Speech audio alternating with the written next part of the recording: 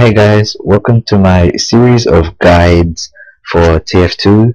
This will be the first video in the series, Baby's first TF2 game. This is for an introduction for people who've never played TF2 before and want to get started. The first thing you have to do is download the game. That's pretty obvious, you can figure that out for yourself. I'm not going to tell you how to do that. That'd be boring for those who've already downloaded anyway. But before you start the game, you want to go to the game properties, set the launch options, and type -console, just like this. This allows you to open the console while in the game, which gives you access to some commands you'd find pretty useful. Then after that, you can start the game. So this console should open up. You don't need to open, but it can be there. Now before you join a server and start playing, it's strongly recommended to look through the options first. The keyboard options you shouldn't really change, but you can look through them to find out keys for what you need. And the mouse, you can adjust your sensitivity, acceleration, and whatever to your likings, as well as with the audio. For the video, there's also a window mode.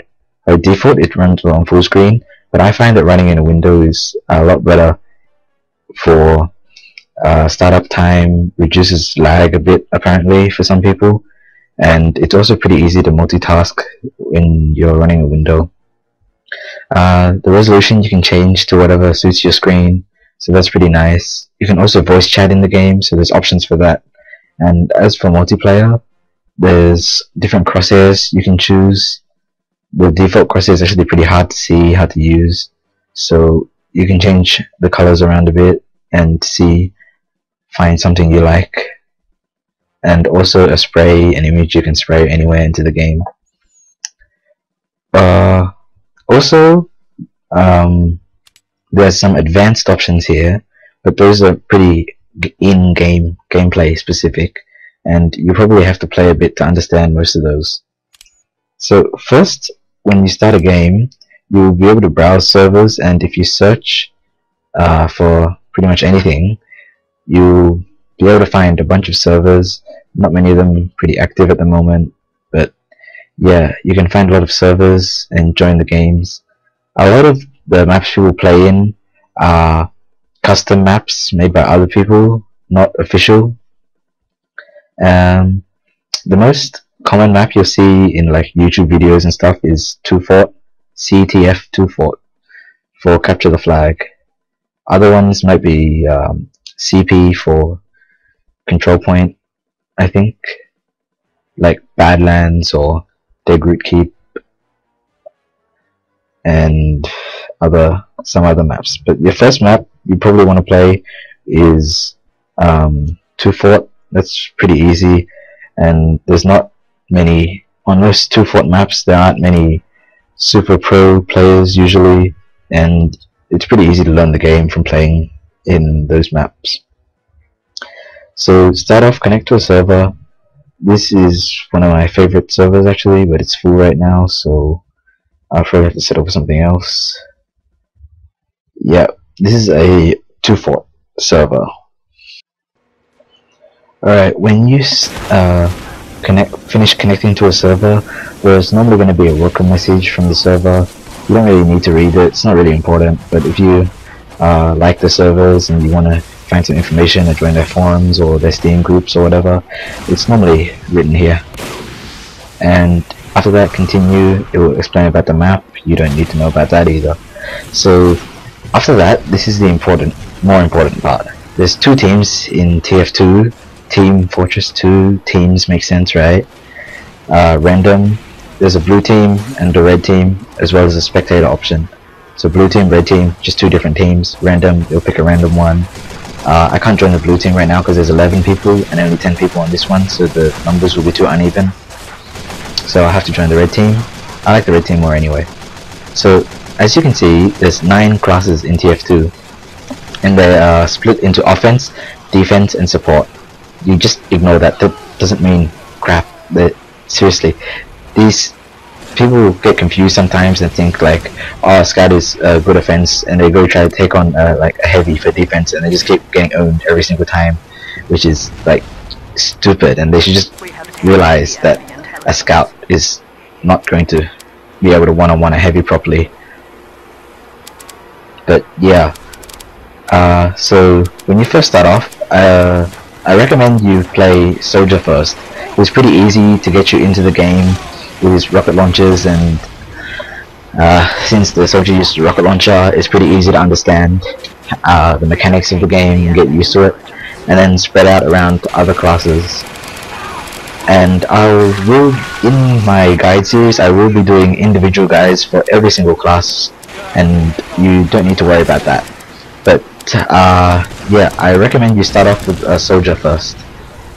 This random button is also pretty obvious. Now my team is retarded, there's 3 spies for some reason, and 2 soldiers, so I don't think it would help too much if I play Soldier, but I'm gonna play Soldier anyway. And my rocket launcher should look different to yours as well, but that's because I'm using a different weapon, and I will explain about that in a bit. So this is just some quick gameplay. See, I killed a person, there's a person over there shooting me, I killed someone else I think, or did someone else kill him? I don't know. No, I think someone else killed him, but yeah. Then I just died. So that's pretty much the basics of playing. You kill people, you die. Most maps have an objective, like this one, you steal the enemy's intelligence, which I probably will be able to do pretty easily if I wanted to. Actually, let's go do that now. Yep, so I'm going down to the enemy's base. That was a spy. He's still alive and he's trying to stab me. He's pretty stupid, but I am as well, because I decided to use a rocket launcher there instead of my shotgun, since rocket launcher has self-inflicted damage. But yeah, that's pretty much the basics of this game. You just shoot people, you get shot by people, or stabbed, or hit with piss jars and stuff like that. Now, I was going to talk about weapons next, wasn't it? Yeah, weapons. When you start off the game, you can open up your loadouts by pressing M, or your whole inventory by pressing N. Now, you'll be able to find switch weapons by clicking and then selecting one of the ones you have and changing around. Hold on, let me just leave this server first before it restarts. Okay, so normally you'd be able to just click and switch to another weapon, but you have to have the weapon. By default it should just be the rocket launcher, and as you play you'll randomly pick up more weapons, or you can purchase them for real world money in the Manco store, as well as some other— oh shit.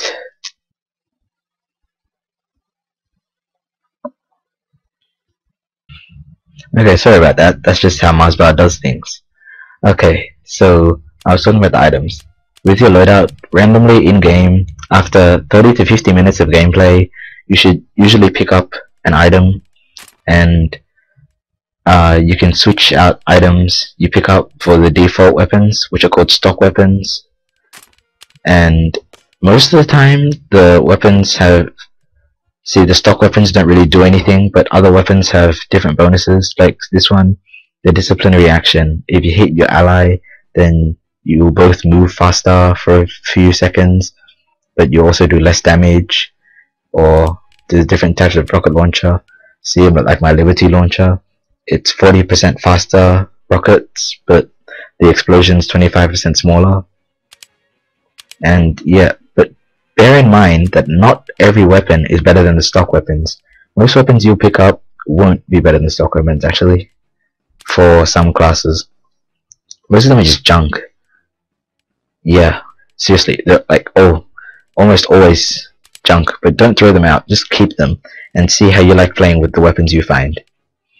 There's a lot of different weapons for every class. I'm trying to collect one type of every weapon I can, but that's easier said than done, apparently, because I'm not doing very well, but I'm trying my best there. Anyways, yeah, that's about it for this tutorial, and stay tuned for more guide videos coming out for each class pretty soon. Alright, thanks for watching.